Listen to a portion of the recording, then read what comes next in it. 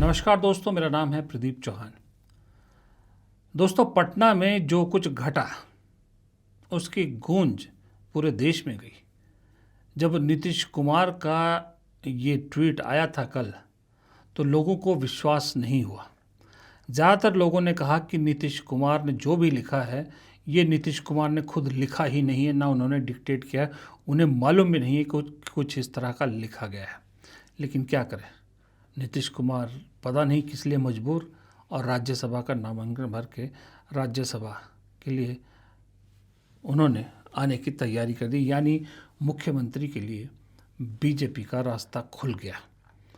अब इसके बदले में जेडीयू को क्या मिलेगा ये तो नहीं मालूम, लेकिन इतना तय है कि जेडीयू अब वो जेडीयू बिहार में कतई नहीं रही।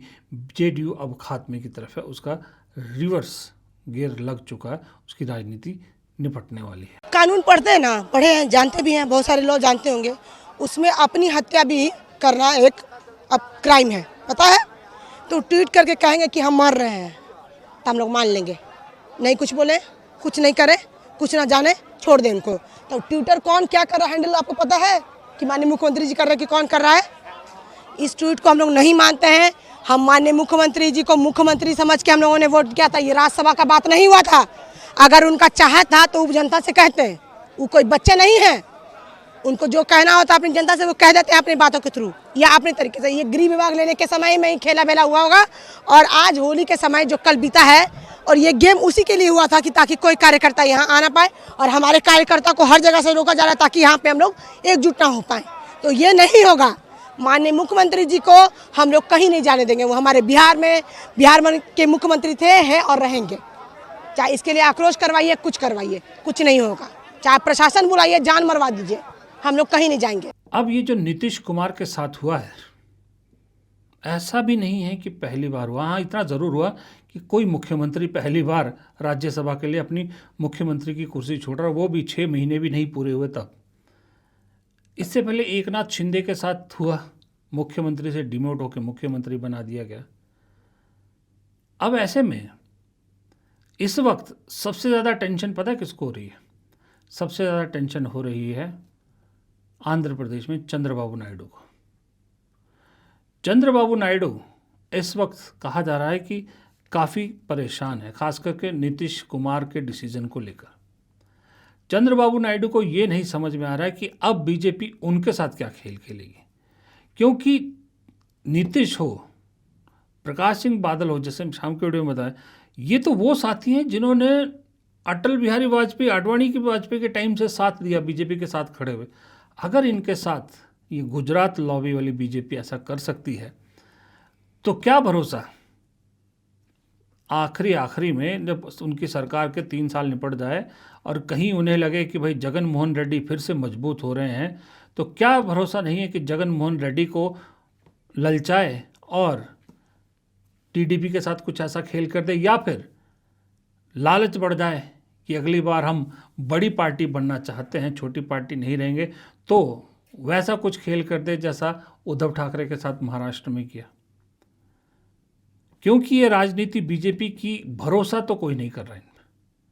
नीतीश कुमार के बाद तो फिलहाल भरोसा नहीं कर रहे कोई, क्योंकि विपक्ष भी बीजेपी से ज़्यादा नीतीश से सवाल पूछ रहा है। नीतीश कुमार जी का एक ट्वीट आया है राज्यसभा में जाने की इच्छा जाहिर करी, किस तरह देखते हैं आप इसको? देखिए, ये तो समझ में नहीं आ रहा मेरे को कि आपने चुनाव लड़ा, अपने चेहरे पर लड़ा, वोट बटोर लिए, जनता ने आपको चुनकर भेजा, अब आप विड्रॉ कर रहे हैं, किसके दबाव में कर रहे हैं, कि अच्छा से कर रहे हैं या मन मार के कर रहे हैं, इनका कुछ पता नहीं। और नीतीश जी ने वैसे भी कई बार, बहुत बार अपना मन बदला है, कभी इस पाले में, कभी उस पाले में।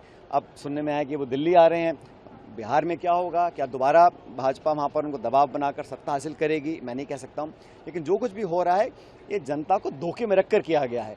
अगर आप 6 महीने पहले बोल देते कि मुझे राज्यसभा में जाना है तो हो सकता है परिणाम कुछ और आते बिहार के। सोचिए, चंद्रबाबू नायडू के पास क्या ऑप्शन बचता है? अभी तो चंद्रबाबू नायडू जो डिमांड करते हैं दिल्ली से पूरी कर दी जाती है, जितना पैसा जो योजना मांगते हैं वो मिल रही है। लेकिन क्या ये सिलसिला अगले 4 साल भी जारी रहेगा? इस पे सबसे बड़ा प्रश्न चिन्ह है।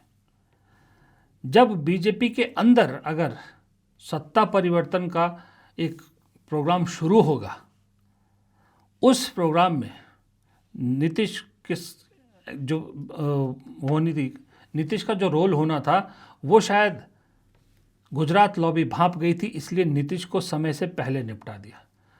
अब सवाल ये उठेगा कि नायडू की क्या भूमिका रहेगी, क्योंकि कहा यह जाता है कि भाई ऊपरी तौर पे नायडू बेशक बीजेपी के साथ हैं, लेकिन नायडू को वो बीजेपी भाती थी जो अटल आडवाणी की बीजेपी थी।